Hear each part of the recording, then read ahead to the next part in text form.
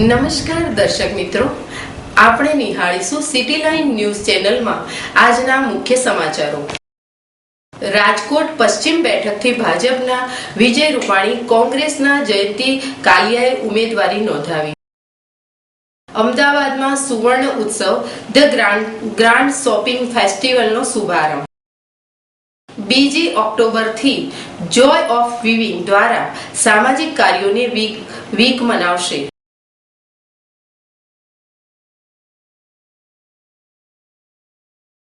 ભગવાન મહાવીર વિકલાંગ સહાયતા સમિતિએ 6 વર્ષ પૂરા કર્યા।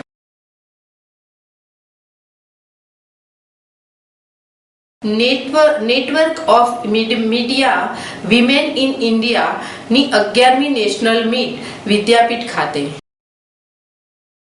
મહાત્મા ગાંધી જન્મદિવસે ગાંધી આર્મી રચવા તૈયારી। રાજકોટ પશ્ચિમ બેઠકથી ભાજપના વિજય રૂપાણી, કોંગ્રેસના જયંતિ કાલિયાએ ઉમેદવારી નોંધાવી। રાજકોટ પશ્ચિમ બેઠક માટે આગામી 15 તારીખે પેટા ચૂંટણી યોજાનારી છે, ત્યારે ભાજપ પ્રદેશ તરફથી પ્રદેશ મહામંત્રી વિજય રૂપાણીએ બ્રહ્માલી ભવન ચોક ખાતે સભા સંબોધી અને ત્યારબાદ સરદાર વલ્લભભાઈ પટેલની પ્રતિમાને હાર તોરા કરીને આગેવાનોને સાથ રાખીને ઉમેદવારી નોંધાવી હતી। પ્રથમ નોરતાના પવિત્ર દિવસે આજે નામાંકન દાખલ કર્યું છે। નામાંકન દાખલ કરતી વખતે પણ જે પ્રેમ અને સ્નેહ જે પ્રાપ્ત થયો છે, હું એમ માનું છું કે હું ખૂબ ભાગ્યશાળી છું કે લોકોનો આટલો બધો પ્રેમ અમને પ્રાપ્ત થયો છે। ભારતીય જનતા પાર્ટીનો આ ગઢ છે। કાર્યકર્તાઓના બલબૂતા ઉપર અમને પૂર્ણ ભરોસો છે। આ સીટના મતદારો ખૂબ સમજુ મતદારો છે। એમને હંમેશા દેશનું હિત જોયું છે અને નરેન્દ્રભાઈ મોદીને પણ જો અહીંથી પ્રથમ વખત ચૂંટીને મોકલા હોય એવો ભારત આ મતદાર પશ્ચિમ સીટનો એ પ્રકારનો સમજુ મતદાર અમને જંગી બહુમતીથી જીતાડશે। જ્યારે કોંગ્રેસ પક્ષના સક્ષમ કડવા પાટીદાર ઉમેદવાર જયંતિભાઈ કલરિયાએ આગેવાનોએ અને કાર્યકર્તાઓએ સાથે રાખીને સભા યોજી અને સરદાર વલ્લભભાઈ પટેલની પ્રતિમાને હાર તોરા કરી ઉમેદવારી નોંધાવી હતી। હવે જોવાનું રહેશે કે રાજકોટ પશ્ચિમના મતદારો કોને જીતાડે છે। અમદાવાદમાં સુવર્ણ ઉત્સવ ધ ગ્રાન્ડ શોપિંગ ફેસ્ટિવલનો શુભારંભ। નાના વેપારીઓ અને ક્રાફ્ટ્સમેનની આકરી મહેનતને ઓળખ આપવાના હેતુથી જ્વેલર્સ એસોસિએશન અમદાવાદ દ્વારા સુવર્ણ ઉત્સવ ભવ્ય શોપિંગ ફેસ્ટિવલનું ભવ્ય શુભારંભ કરવામાં આવ્યું છે। ગ્રાન્ડ શોપિંગ ફેસ્ટિવલના શરૂઆત દશેરાથી દિવાળી વેકેશન દરમિયાન 1 ઓક્ટોબરથી 23 ઓક્ટોબર 2014 સુધી રહેશે। 60થી વધુ જ્વેલર્સ આ વખતે એક સાથે આ ફેસ્ટિવલના આયોજનમાં સામેલ થયેલ છે અને ગ્રાહકોને આકર્ષવાના પ્રયાસો કરશે। શોપિંગ ફેસ્ટિવલનો આજે શુભારંભ કર્યો। અમદાવાદના લગભગ અમારા 62થી વધારે જ્વેલર્સ આ સ્કીમ સાથે જોડાયા છે। આ સ્કીમનો મુખ્ય હેતુ અમારા ક્રાફ્ટમેનોને, રત્ન કલાકારોની રોજગારી વધે અને સાથે સાથે આપણી યુનિક આઇટમ એ લોકો જે બનાવે છે એમનું વેચાણ ગ્રાહકો સુધી પહોંચે એ માટે અમે આ ફેસ્ટિવલનું આયોજન કર્યું છે।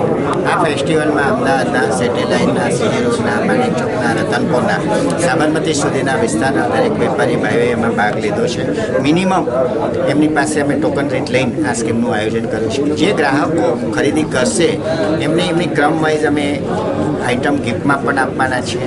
ચાંદીના લકડી સિક્કા છે, બાઉલ્સ છે, ગોદરેજની સેલ સુધી પણ અમે આ સ્કીમમાં ગ્રાહકોને મળે એવો હેતુ રાખ્યો છે। સાથે સાથે ગ્રાહકોને સ્પેશિયલ ડિસ્કાઉન્ટ મળે એ પણ અમે ઓફર મૂકી છે અને પછીના 3 મહિના સુધી ગ્રાહકો જ્યારે શોરૂમમાં આવે ત્યારે એમને સ્પેશિયલ મેકિંગ ડિસ્કાઉન્ટ મળે એવું પણ અમે આ સ્કીમમાં આયોજન કર્યું છે।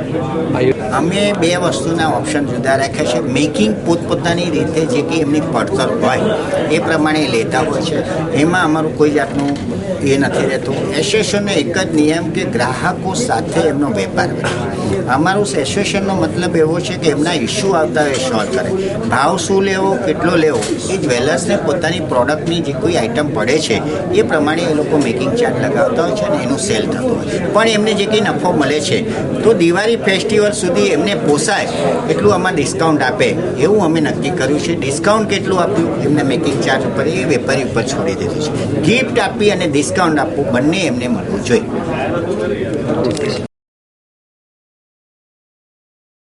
બીજી ઓક્ટોબરથી જોય ઓફ વિવિંગ દ્વારા સામાજિક કાર્યોની week મનાવશે.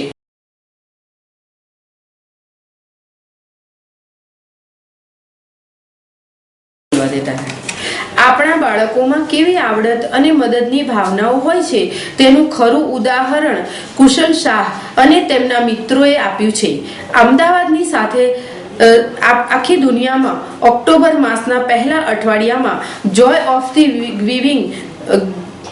Joy of giving વીકનું celebration કરવામાં આવશે, જેમાં લોકો જુદી જુદી રીતે બીજાને અસહાય લોકોને ખુશ કરવાનો પ્રયત્ન કરે છે. અમદાવાદમાં પણ વિવિધ સ્થળોએ આ રીતે જોય ઓફ ગિવિંગ વીકનું સેલિબ્રેશન કરવામાં આવે છે.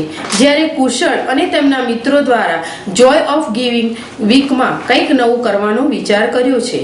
તેમણે 2 ઓક્ટોબરથી લઈને 8મી ઓક્ટોબર સુધી જોય ઓફ ગિવિંગ વીકનું સેલિબ્રેશન કરવાનો નિર્ણય કર્યો છે. તેમાં તેઓ 2 ઓક્ટોબરથી લઈને 8 ઓક્ટોબર સુધી અલગ અલગ પ્રકારના સામાજિક કાર્યો તથા સેવાભાવી કાર્યો કરશે. સામાજિક કાર્યોમાં તેઓ રસ્તા સફાઈ કાર્યક્રમ, ફાફડા જલેબી વેચીને તેમાંથી એકઠું થયેલું ભંડોળ જે છેલ્લા દિવસે દાન કરવું, કાયદાઓનું પાલન કરનાર લોકોનું સન્માન, રક્ત શિબિર, ગરીબ બાળકો માટે હોટેલ, ડિનર, કેન્સર દર્દીઓને ફિલ્મ દર્શન જેવા સામાજિક કાર્યો કરશે. આ અંગે વાત કરતા કુશલ શાહ જણાવે છે કે મને લોકોની મદદ કરવી ખૂબ જ પસંદ છે. મને આ પ્રકારનો વિચાર ફ્રેન્ડશિપ ડે વખતે આવ્યો હતો.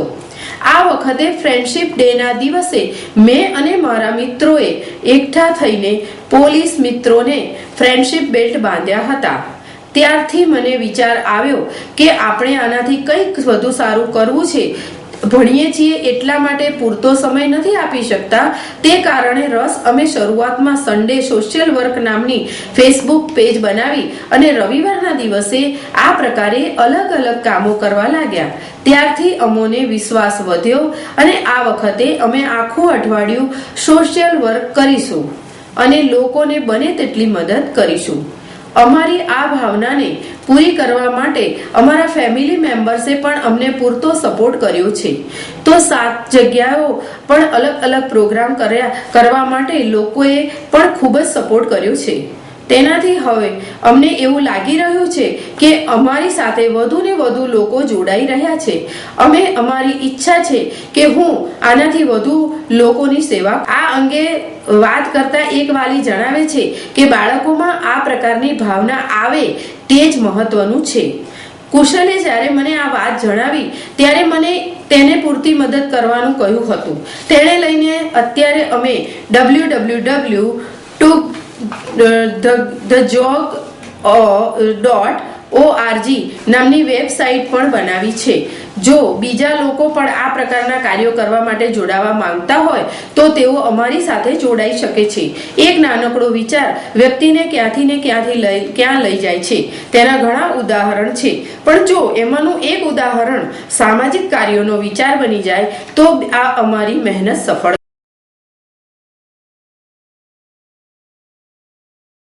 મારું નામ કુશલ શાહ છે. અમારું આ નાનું group the Joy of giving જેને જણાવવા તમે આવ્યા છો એ મેં 3 ઓગસ્ટના દિવસે સ્ટાર્ટ કર્યું. 3 ઓગસ્ટના દિવસે આપણે ફ્રેન્ડશિપ ડે મનાવવામાં આવ્યો હતો. એ દિવસે અમે દર 4 રસ્તા ઉપરથી ટ્રાફિક પોલીસને ફ્રેન્ડશિપ બેલ્ટ્સ બાંધી અને એ જ દિવસે અમે બ્લાઇન્ડ પીપલ્સ એસોસિએશનમાં ગયા હતા. ત્યાં બી ફ્રેન્ડશિપ બેલ્ટ્સ બાંધી. અમે ત્યાં આગળ એટલો એપ્રિશિએશન મળ્યો અમને કે અમને વિચાર આવ્યો કે આપણે કંઈ સોસાયટી માટે કરીએ, નવું કંઈ કરીએ. હવે અમે યંગ છે, અમારી સાથે ગ્રુપમાં અત્યારે 12 છોકરાઓ છે. એટલે અમે અત્યારે આ બીજીથી 8મી ઓક્ટોબરનો અત્યારે પ્રોગ્રામ જણાવવા માટે આ બધું અહીંયા આવ્યા છે. એટલે આ બીજીથી 8મી ઓક્ટોબરે અમે એક ગ્રેન્ડ સ્કેલ પર ઇવેન્ટ કરાવીએ છીએ કે અમે બીજી ઓક્ટોબરે અમારે ક્લીનલીનેસ એટલે આપણે ગાંધી જયંતિ અને ગાંધી જયંતિ ઉપર ગાંધીજીનો મેઇન એમનો શું હતો કે એમને ક્લીનલીનેસ બહુ ગમતું. એટલે આપણે અત્યારે ક્લીનલીનેસ વિશે કરીશું. એટલે આપણે દર 4 રસ્તા ઉપર જઈને કે દર મેઇન એરિયા ઉપર જઈને ડસ્ટબિન શોધીશું. ત્યાં આગળ લોકોને શીખવાડીશું કે આ બાયોડિગ્રેડેબલ વેસ્ટ કયા ડસ્ટબિનમાં નાખવાનો અને આ નોન બાયોડિગ્રેડેબલ વેસ્ટ કયા ડસ્ટબિનમાં. રૂટ પ્રમાણે જ જઈશું. મેપમાં એક રૂટ બનાવીને અમે ત્યાં આગળ જઈશું. અને દરેક પાનના ગલ્લાએ દરેક લારી આગળ ડસ્ટબિન મૂકીશું. એ લોકો ત્યાં આગળ પાણીના પાઉચ ફેંકે છે, તંબાકુના પેકેટ્સ ફેંકે છે. એ બધું ઉઠાવીને અમે નાખીશું પહેલાં, એમને સમજાવીશું કે શું કરવાનું.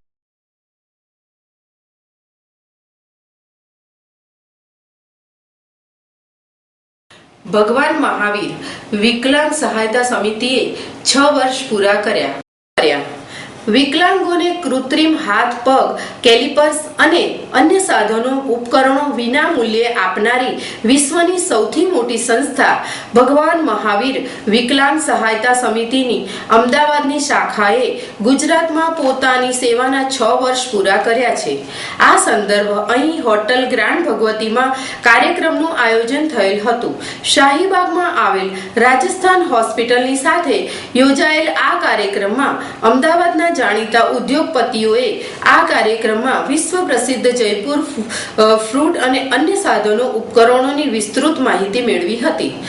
કાર્યક્રમના મુખ્ય મહેમાન સમિતિના સ્થાપક અને પૂર્વ IASના અધિકારી અને પદ્મભૂષણ શ્રી D.R. મહેતા હતા.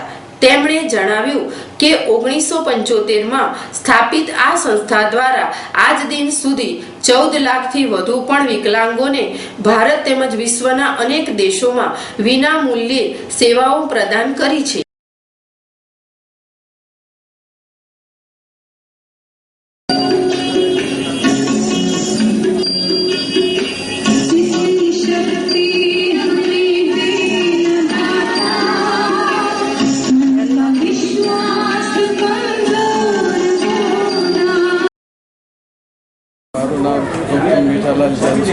હું રાજસ્થાન હોસ્પિટલનો ચેરમેન છું.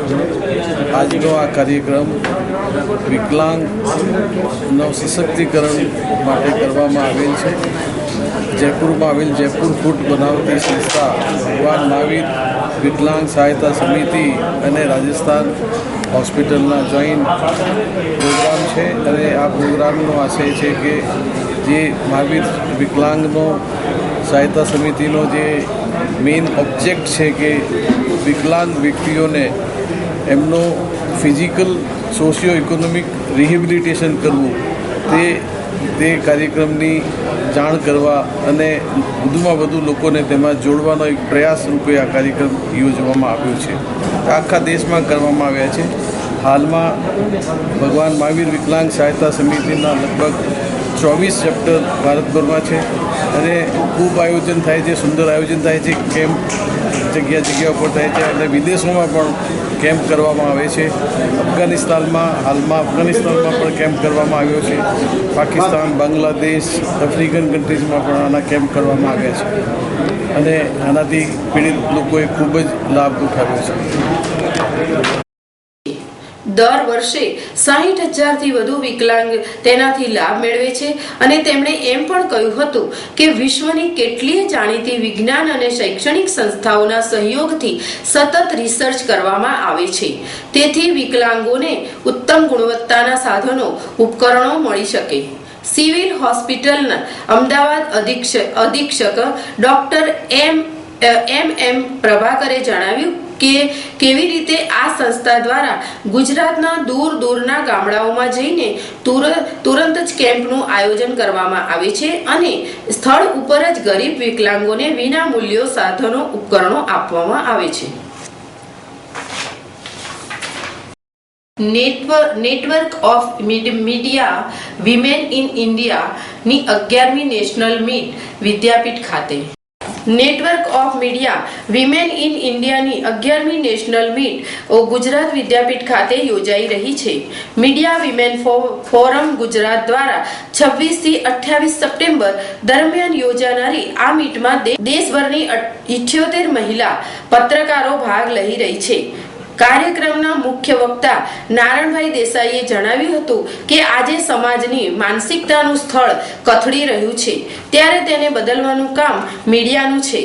મીડિયાએ એક સુબેદાર બનવાનું છે. તેના માટે હિંમત જોઈએ અને તે બલિદાન અને ત્યાગની ભાવનાથી આવશે. 1947 સુધી દેશના લોકો પાસે એક ઉદ્દેશ હતો. પછીના આટલા વર્ષો ઉદ્દેશહીનતામાં વીત્યો. અચ્યુત યાજ્ઞિકે જણાવ્યું કે મૂલ્ય વિરુદ્ધ હોય તેવી બાબતોને ના કહેતા શીખવું પડશે. પત્રકારત્વમાં પ્રવેશી રહેલા વ્યાપારીકરણ તથા આદર્શ પત્રકારત્વ વિશે વાત કરીને જન્મદરના ઘટાડાના દાખલા પણ આપ્યા હતા.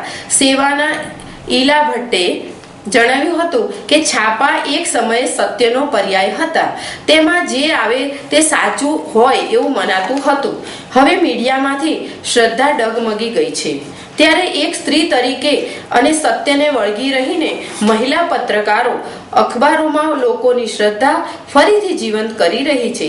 સ્ત્રીઓ સોલ્યુશનના નવા રસ્તા વિચારી શકે છે. મહાત્મા ગાંધી જન્મદિવસે ગાંધી આર્મી રચવા તૈયારી. રાષ્ટ્રપિતા મહાત્મા ગાંધીની જન્મ જયંતિ 2 ઓક્ટોબરના 2014ના રોજ 145મી જન્મ જયંતિ નિમિત્તે અમદાવાદ મ્યુનિસિપલ કોર્પોરેશન અને અનોખા કાર્યક્રમનું આયોજન કરવામાં આવ્યું છે. મહાત્મા ગાંધીને શ્રદ્ધાંજલિ આપવા, તેમના રાષ્ટ્રને કરેલા પ્રદાનને યાદ કરવા હજારો યુવાનોએ સત્ય અને અહિંસાના માર્ગે ચાલવા પ્રેરિત કરવા યુવાન અનસ્ટોપેબલ દ્વારા ગાંધી આર્મીનું આયોજન કરવામાં આવ્યું છે. આ દિવસે AES ગ્રાઉન્ડ ખાતે 6000થી પણ વધુ લોકો એકત્ર થઈને ગાંધીજીના વિશ્વના સૌથી મોટા પોર્ટ્રેટનું સર્જન કરશે. આ કાર્યક્રમમાં યુવાનો, બાળકો, કોર્પોરેટ્સ, વરિષ્ઠ નાગરિકો અને સમાજના વિવિધ સમૂહના લોકો ભાગ લેશે. આ ગિનિસ બુક ઓફ રેકોર્ડ્સ અને Limca book of world record માટે પણ મહત્વની હશે. ગાંધી આર્મીમાં ભાગ લેનારા લોકો 30 મિનિટ સુધી એક જગ્યાએ ઊભા રહેશે અને હેલિકોપ્ટર કેમેરા દ્વારા પોર્ટ્રેટ ઇમેજ ખેંચવામાં આવશે. ભારત સરકારમાં બેઠેલા માનનીય વડાપ્રધાન શ્રી નરેન્દ્રભાઈ મોદીએ સ્વચ્છ ભારત 25 તારીખથી 2 ઓક્ટોબર સુધી સૌ ભારતવાસીઓને એલાન કર્યું છે. સમગ્ર ભારત દેશ સ્વચ્છ બને તે માટે.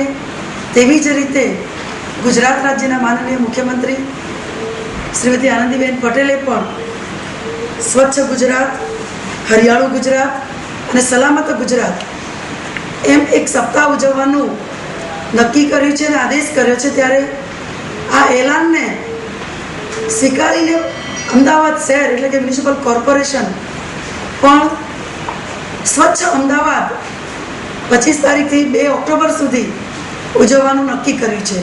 ત્યારે અન્ય સામાજિક સંસ્થાઓને સાથે રાખીને ગાંધી આર્મી એટલે કે એક વ્યક્તિ ચિત્ર 2 ઓક્ટોબરે વિજય 4 રસ્તા આગળ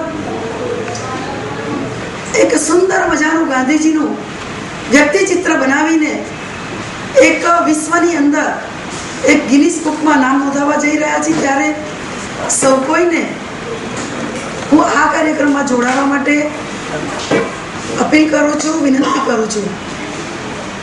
સ્વચ્છ અમદાવાદ એ ગાંધીજીના 3 વાંદરા હતા. એમાં એક ચોથો વાંદરો કે જે અમે ઉમેર્યો છે એ મોસ્કેટ એટલે કે સ્વચ્છતા અંગેનો વાંદરો છે. આ સૌ કોઈને સંદેશો લઈને ગલીએ ગલીએ, શહેરના દરેક ખૂણે ખૂણે જઈને સ્વચ્છતા અભિયાન અમે ચલાવીશું. શાળા કોલેજના વિદ્યાર્થીઓ સાથે સાથે કોર્પોરેટ જગતના સૌ કોઈને, અન્ય સામાજિક સંસ્થાઓને તેમજ NGOને પણ આમાં સામેલ કરીશું. અને ખૂબ સુંદર રીતે જ્યારે ભારત દેશ વિશ્વગુરુ બનવા જઈ રહ્યો છે ત્યારે આ કાર્યક્રમને અમે ખૂબ જ ઝડપથી અને ખૂબ સારી રીતે ઉપાડવા માંગી રહ્યા છીએ. અને સ્વચ્છ અમદાવાદ 2 ઓક્ટોબરે એક વિશ્વની અંદર એક નોંધ લેવાય એવો એક કાર્યક્રમ અમારો યોજવા અમે જઈ રહ્યા છીએ. ત્યારે સૌ કોઈને અમે સાથે આમંત્રણ આપીએ છીએ. મ્યુનિસિપલ કોર્પોરેશન તરફથી સફાઈ કામદારો દ્વારા, અધિકારીઓ દ્વારા, કર્મચારીઓ દ્વારા તેમજ મ્યુનિસિપલ કોર્પોરેટરો સૌ કોઈ હંમેશા એના આગ્રહી રહ્યા છે સ્વચ્છ અમદાવાદ માટેના. પરંતુ ક્યાંક પબ્લિક અવેરનેસની જરૂર છે એ માટેના પણ અમે શેરી નાટકો કરાવવા માંગીએ છીએ. ક્યાંક હોર્ડિંગ્સ દ્વારા કે ક્યાંક ટીવીના માધ્યમથી જાહેરાતો આપીને પણ શહેરના ખૂણે ખૂણે દરેક વ્યક્તિ સુધી અમારો આ સંદેશો જાય અને સૌ કોઈ જાતે જ આની અંદર જોડાય. ફરિયાદ ન કરતા પોતાની ફરજ શું છે એ સૌ કોઈ નિભાવે એ માટેના અમારા આ પ્રયત્નો રહેશે.